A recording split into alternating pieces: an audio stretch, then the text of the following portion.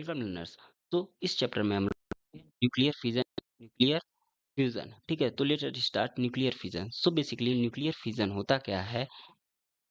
तो इन 1938 में हांस एंड स्टर्मसन ने क्या एक by attack of a particle splitting on a heavy nucleus, ठीक है। एक पार्टिकल पे, एक हैवी पार्टिकल पे अटैक किया था, हैवी न्यूक्लियस पे, जिसकी एटॉमिक वेट जो था उसका 230 से हमारा ग्रेटर देन था। और ये टू और फिर मोर लाइटर न्यूक्लियाई में ये क्या हो गया था, डिसइंटीग्रेट हो गया था। In this process certain mass disappear, इस प्रोसेस में सर्टेन मास हमारे डिसअपियर थे, which is obtain in the form of the energy, यानी ये एनर्जी में कन्वर्ट हो गए थे, ठीक है।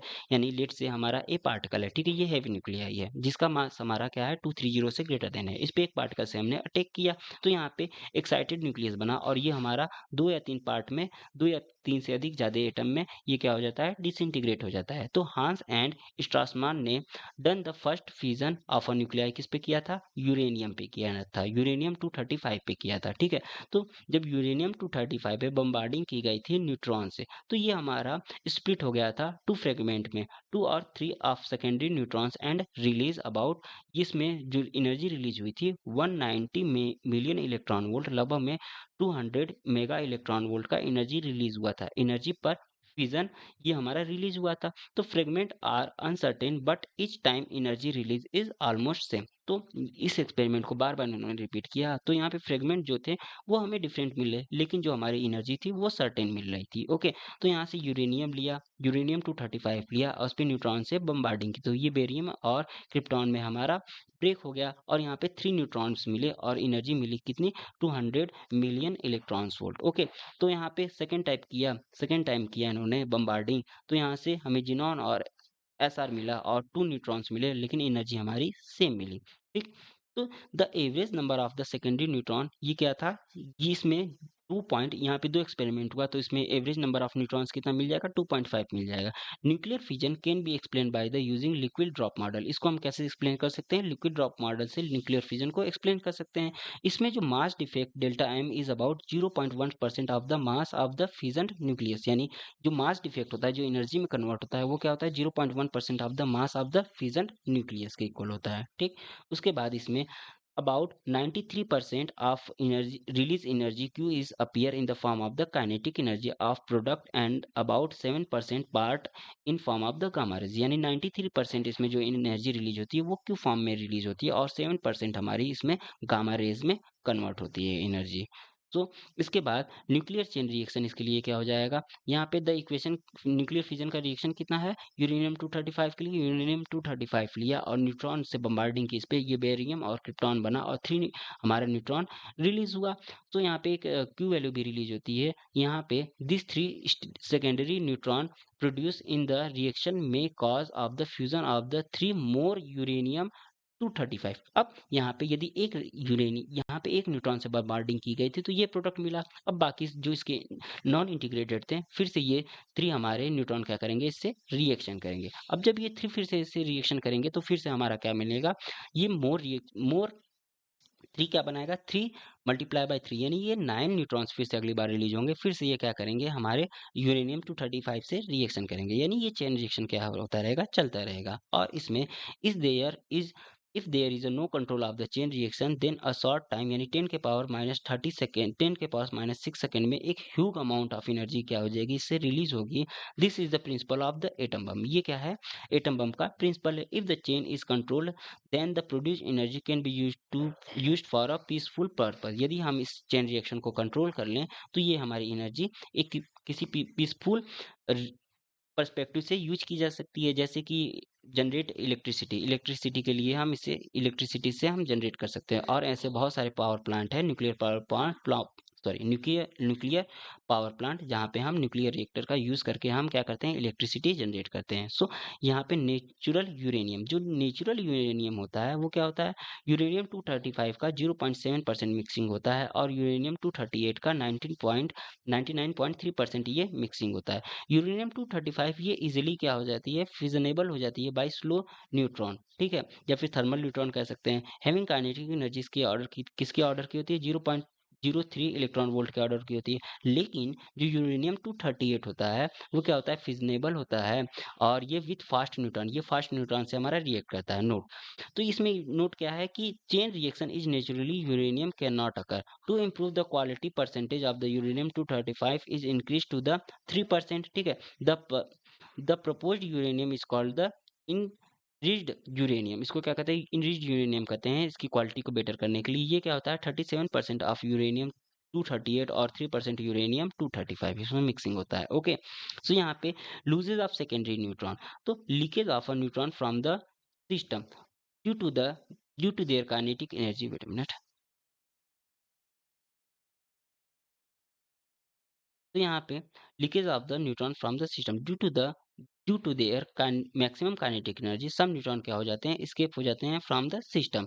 और यहाँ पे क्या हो जाता है, absorption of the neutrons by the uranium 238 which is not fissionable by this secondary neutrons. ये क्या होता है, यूरेनियम 238 हमारा ये फिजनेबल नहीं होता है न्यूट्रॉन से, तो ये कुछ एब्जॉर्ब कर लेते हैं और कुछ हमारे न्यूट्रॉन्स क्या होते हैं, एनवायरनमेंट में स्केप हो जाते हैं। तो इससे हमारा न्यूट्रॉन क्या होता है, सेकेंडरी न्यूट्रॉन्स ये लॉस हो जाता है। ठीक है, अब यहाँ पे क्रिटिकल साइज और मास की बात कर लें, तो in order of the sustain chain reaction in a sample of enriched uranium, इसको क्या कहते हैं हम लोग, इनरिच्ड यूरेनियम यानी 97% यूरेनियम 238 एंड द 3% यूरेनियम 235 का मिक्सिंग होता है। ओके, तो इसके बाद ये क्या होता है, it is required that the number of the lost neutron should be much smaller than the number of the neutron produce in the fission process. ये जरूरी है कि क्या होना चाहिए कि जो न्यूट्रॉन हमारे लॉस हो रहे हैं वो नंबर ऑफ काउंट में बहुत कम ही होने चाहिए कि न्यूट्रॉन जितने प्रोड्यूस हो रहे हैं, नए न्यूट्रॉन जितने प्रोड्यूस हो रहे हैं। लेटस कि यदि हमारे 5 न्यूट्रॉन्स लॉस हो रहे हैं तो हमारे 9 न्यूट्रॉन्स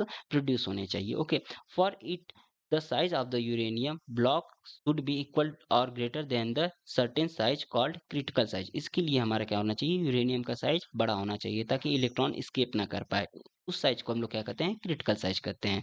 तो यहाँ पे रिप्रोडक्शन फैक्टर क्या होता है, के की वैल्यू क्या होती है, rate of production of the neutron divided by rate of loss of neutron. ठीक है, तो यहाँ क्या होता है, ये रिप्रोडक्शन फैक्टर होता है, यानी कितने हमारे नए न्यूट्रॉन्स बन रहे हैं और डिवाइडेड बाई कितने न्यूट्रॉन्स हमारे लॉस हो रहे हैं। यदि यूरेनियम यूज्ड क्रिटिकल साइज के लिए के की वैल्यू कितनी होनी चाहिए, यहाँ पे के की वैल्यू 1 होनी चाहिए, यानी जितने हमारे न्यूट्रॉन्स प्रोड्यूस हो रहे हैं उतने न्यूट्रॉन्स यदि हमारे लॉस हो रहे हैं तो उसको हम लोग क्या कहेंगे, क्रिटिकल साइज करेंगे, के इक्वल टू 1 के लिए। यदि uranium is super critical size के लिए क्या होना चाहिए, के की वैल्यू ग्रेटर देन 1 होनी चाहिए, यानी rate of production of neutron greater than क्या होना चाहिए, हमारा लॉस ऑफ द इलेक्ट्रॉन होना चाहिए। और यहाँ पे यूरेनियम इज सब क्रिटिकल के लिए के इज लेस देन 1 होना चाहिए, यानी chain reaction will retard and will stop. इसके लिए क्या हो जाएगा, हमारा चेन रिएक्शन स्टॉप हो जाएगा, क्योंकि इसमें जो इलेक्ट्रॉन लॉस हो रहे हैं वो greater than production of electron है। तो इलेक्ट्रॉन ज़्यादा लॉस हो रहे हैं तो बाद में हमारे रिएक्शन के लिए न्यूट्रॉन बचेंगे ही नहीं, तो ये हमारा रिएक्शन क्या हो जाएगा, स्टॉप हो जाएगा। ओके, तो यहाँ पे न्यूक्लियर रिएक्टर की बात करें तो यहाँ से के की वैल्यू इसके लिए क्या होनी चाहिए, 1 होनी चाहिए। इसको क्रेडिट दिया जाता है किसको, टू एनरिको फर्मी को। ठीक है, इसका कंस्ट्रक्शन कैसे होता है, एक इसमें न्यूक्लियर फ्यूल होता है। ठीक है, न्यूक्लियर फ्यूल के लिए हम कॉमनली क्या यूज करते हैं, यूरेनियम 235 या PU 239 या फिर PU 239, इन सब चीज़ों का हम यूज़ करते हैं। यूरेनियम 235 या फिर PU 239 का यूज़ करते हैं, ये बेस्ट होता है। ओके, इसकी जो क्रिटिकल साइज होती है, it's critical size is less then the critical size of the uranium 235। तो इसकी जो PU 239 की जो क्रिटिकल साइज होती है वो less than critical size of the uranium 235 होती है। लेकिन हमारा जो PU 239 होता है, ये क्या होता है, इट नॉट नेचुरली अवेलेबल। जो PU 239 होता है वो नेचुरली अवेलेबल होता है, लेकिन यूरेनियम 235 होता है, ये ये हमारा मोस्टली यूज किया जाता है, ये नेचर में जल्दी अवेलेबल भी नहीं होता यूरेनियम 235, लेकिन PU 239 हमारा नेचर में अवेलेबल है। तो यहाँ पे अब ये हो गया हमारा न्यूक्लियर फ्यूल। तो अब हम बात करें मॉडरेटर। मॉडरेटर क्या होता है, its function is to slow down the fast secondary neutron. इसका काम क्या होता है कि जो न्यूट्रॉन होते हैं उसको स्लो करना। Okay, because only slow neutron can bringing the fusion of the uranium 235, क्योंकि जो स्लो इलेक्ट्रॉन है केवल वही हमारे रिएक्ट कर सकते हैं किससे, यूरेनियम 235 से। फास्ट इलेक्ट्रॉन नहीं रिएक्ट करते हैं, फास्ट इलेक्ट्रॉन 238 से हमारे रिएक्ट करते हैं। ठीक है, तो हमारे पास अवेलेबल क्या है, यूरेनियम 235, तो इसके लिए हमें स्लो स्लो न्यूट्रॉन की ज़रूरत पड़ती है। तो हमारा मॉडरेटर क्या करता है, न्यूट्रिनो को जो होता है वो स्लो करता है।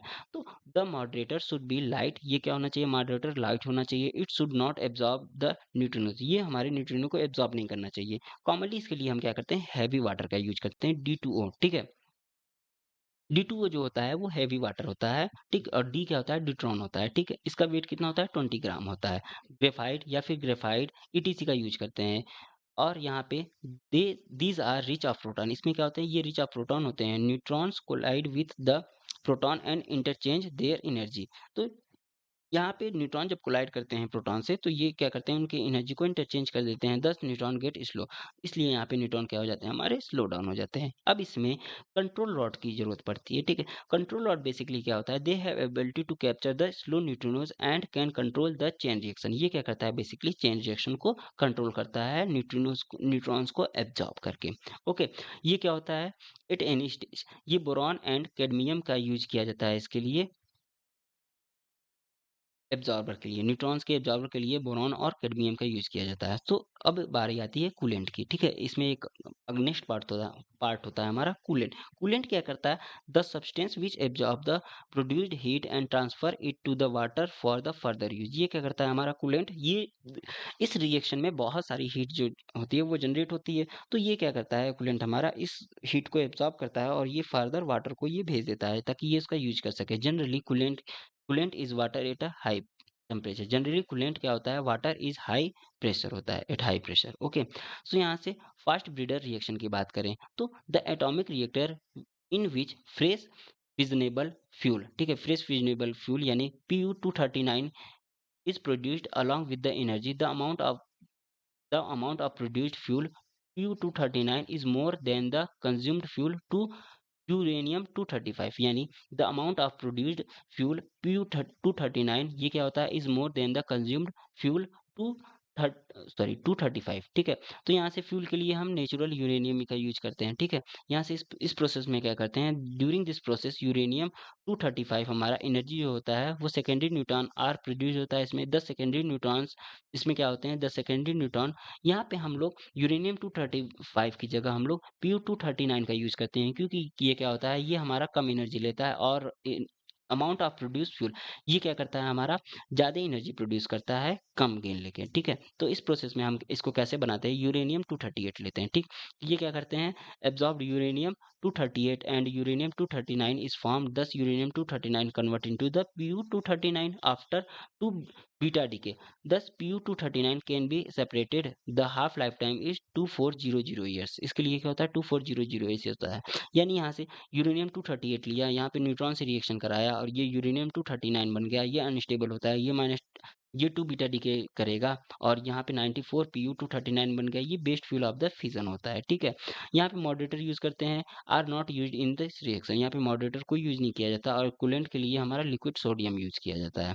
सो न्यूक्लियर फ्यूजन की बात आई। न्यूक्लियर फ्यूजन में क्या होता है कि दो लाइटर न्यूक्लियाई क्या होते हैं, आपस में फ्यूज होके एक हैवी न्यूक्लियस न्यूक्लियस बनाते हैं और ये एनर्जी रिलीज करते हैं। The product C is more stable than the reactant. ये प्रोडक्ट सी हमारा क्या होता है, मोर स्टेबल होता है रिएक्टेंट ए बी के कंपेयर में। और यहाँ से जो एनर्जी होती है वो एम सी की इज लेस देन होती है, किससे, M A plus M B के कंपेयर में। तो मास डिफेक्ट की वैल्यू एम डेल्टा एम की वैल्यू कितनी हो जाएगी, मास ऑफ द प्रोडक्ट यानी M A plus M B, sorry, mass of the reactant M A plus M B minus mass of the reactant minus mass of the product यानी M A plus M B minus M C, और ये A M you में, ठीक है। अच्छा, यहाँ से energy release कितना हो जाएगा, डेल्टा एम, और ये सी स्क्वायर की वैल्यू कितनी होती है, 931 मिलियन इलेक्ट्रॉन वोल्ट होती है। तो E equal to delta M 931 million electron volt, ये एनर्जी रिलीज करेगा।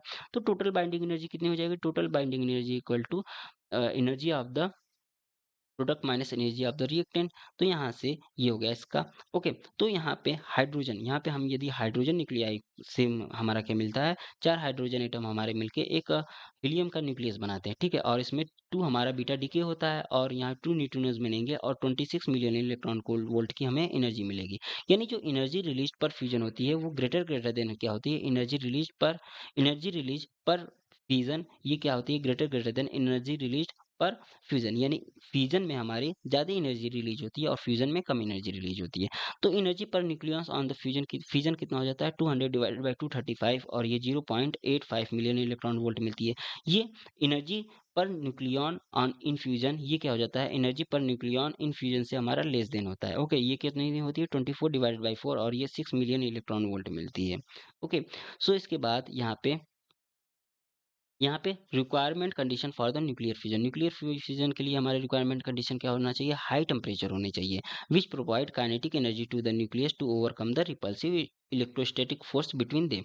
यानी ये क्या करता है कि और हाई प्रेशर या फिर हाई टेम्परेचर क्या करता है, ये ओवरकम करता है रिपल्सिव इलेक्ट्रोस्टैटिक फोर्स को दोनों के बीच में, ठीक है। और ये क्या होना चाहिए, हाई प्रेशर होना चाहिए, हाई टेम्परेचर और हाई प्रेशर होना चाहिए या फिर high density.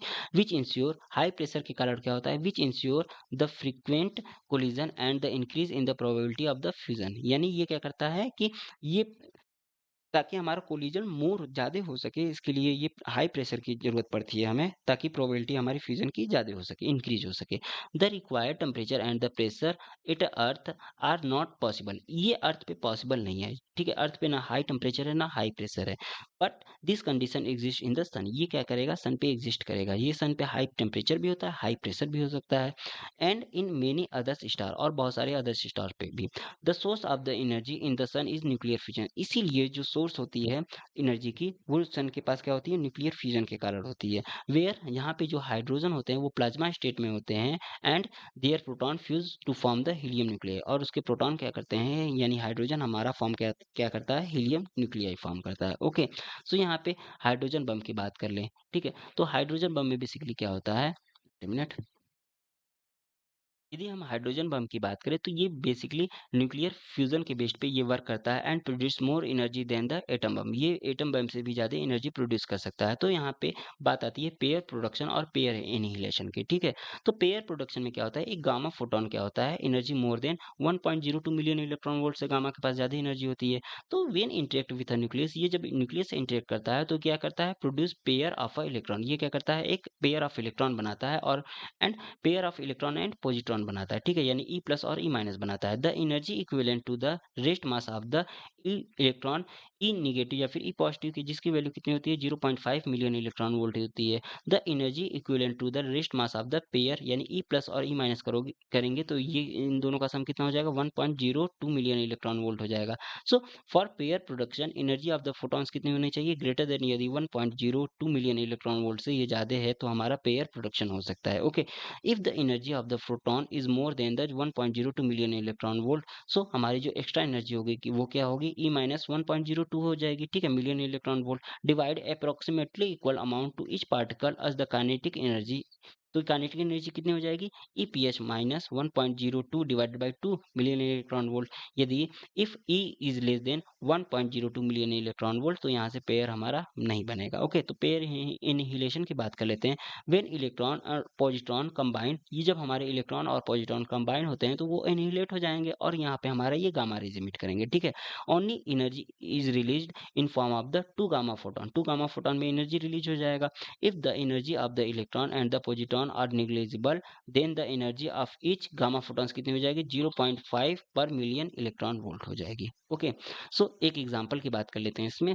So in a nuclear reactor fission is produced in 1 gram for uranium 235 in 24 hours by slow neutrons 1.0087. You assume that 35 krypton 92 and 56 barium 141 इसके लिए दिया गया है, are produce in all reaction and no energy is lost, कोई भी energy loss नहीं हो रही है। राइट द कंप्लीट रिएक्शन क्या हो जाएगा, 92 यूरेनियम 235 हमारा एक न्यूट्रॉन एब्जॉर्ब करता है और ये बेरियम और क्रिप्टॉन में कन्वर्ट हो जाता है और 3 न्यूट्रॉन्स हमारा ये एमिट करता है। तो यहाँ से मास डिफेक्ट कितना हो जाएगा, mass of U plus mass of N minus mass of, ये क्या हो जाएगा, मास ऑफ प्रोडक्ट, ठीक है, mass of reactant minus mass of product, ठीक है। इसकी वैल्यू कितनी हो जाएगी, यहाँ पे इसकी वैल्यू दी गई है, ठीक, इसकी वैल्यू यहाँ पे लिखी गई है।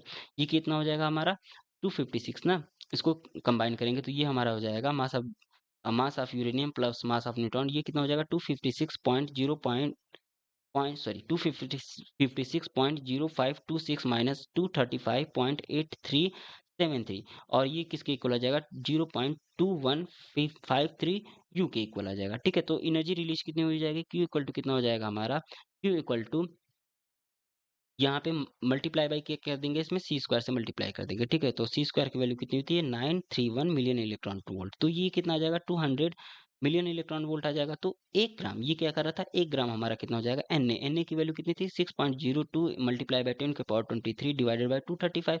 इसमें कितने हो जाएंगे, इसमें हो जाएंगे नंबर ऑफ एटम इन 1 ग्राम, यानी 2.56 इंटू 10 के पावर 21। अब यहाँ पे energy release in fusion of 1 gram uranium के कारण इतना एनर्जी रिलीज हो रहा था, यानी 200 मल्टीप्लाई बाय 2.56 इंटू 10 के पावर 21, ये कितना हो जाएगा, 5.12 मल्टीप्लाई बाय 10 के पावर 23 मिलियन इलेक्ट्रॉन वोल्ट। अब यहाँ पे ये 1 ग्राम के कारण, ठीक है, ये 1 ग्राम के कारण था, यानी 5 पॉइंट, ये क्या हो जाएगा मेरा 5.12 मल्टीप्लाई बाय 10 के पावर 23 मल्टीप्लाई बाय, यहाँ पे हम क्या करेंगे, इसको जूल में कन्वर्ट कर लेते हैं। जूल में कन्वर्ट करने के लिए 1.6 इंटू 10 के पावर -20 -13 से हम मल्टीप्लाई कर देंगे, ये जूल जूल में कन्वर्ट हो गया। अच्छा, यहाँ पे मिलियन को हमने कन्वर्ट कर लिया, मिलियन कितना होता है हमारा, 10 के पावर 6 होता है, ठीक है। और ये 10 के पावर -19, ये कितना हो जाएगा हमारा, 10 के पावर -13, इसीलिए यहाँ पे हमने डायरेक्ट लिख दिया 10 के पावर -13, ओके।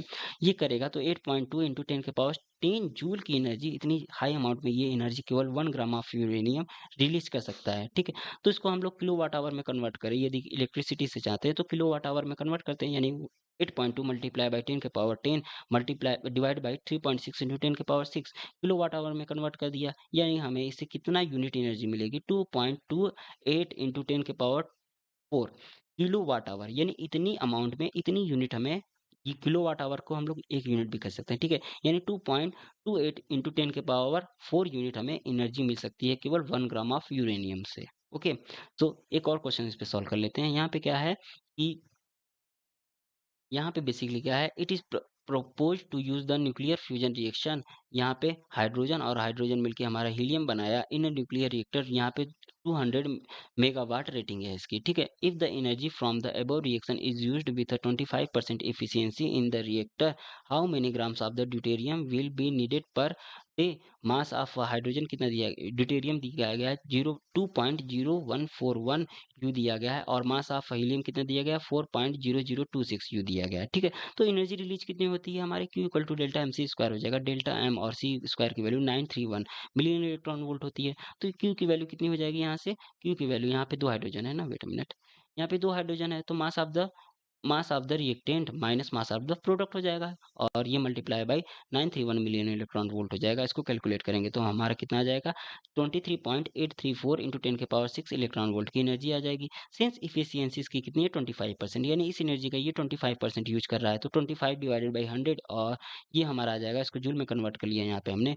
तो ये आ जाएगा कितना 9.534 मल्टीप्लाई बाई 10 के पावर -13 जूल की एनर्जी हमें मिली, ठीक है। अब यहाँ पे since the two deuterium nuclei are involve in fusion reaction, यदि 2 ड्यूटेरियम हमारे इन्वॉल्व हो रहे हैं तो 2 से डिवाइड कर देंगे, ठीक है। एनर्जी रिलीज पर ड्यूटेरियम कितना हो जाएगा, 2 से डिवाइड कर दे रहे हैं, ठीक है।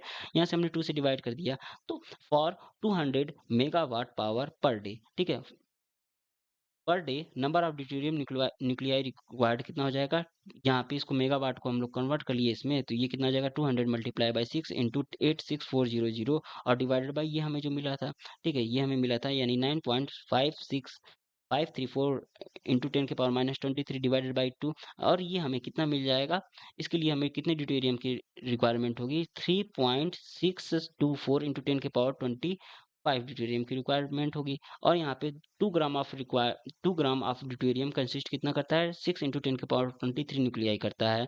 Therefore amount of deuterium required कितना हो जाएगा, इससे हम लोग डिवाइड कर देंगे, इससे हम लोग डिवाइड करेंगे तो ये कितना मिल जाएगा, 2 इंटू 3.624 इंटू 10 के पावर 24, यहाँ से हमें मिला था, डिवाइड बाई 6 इंटू 10 के पावर 23, ये हो जाएगा हमारा एन ए, ये होता है बेसिकली हमारा एन ए ना, ठीक है। तो एन ए से डिवाइड कर देंगे, ये कितना मिल जाएगा हमें 120.83 ग्राम पर डे, ठीक है। यानी कि हमारा कितना ड्यूटेरियम डिके होता है, 120.83 ग्राम पर डे हमारा ड्यूटेरियम डिके होगा, तो हमें 200 मेगावाट की रेटिंग की एनर्जी हमें मिल जाएगी, ओके। So thanks.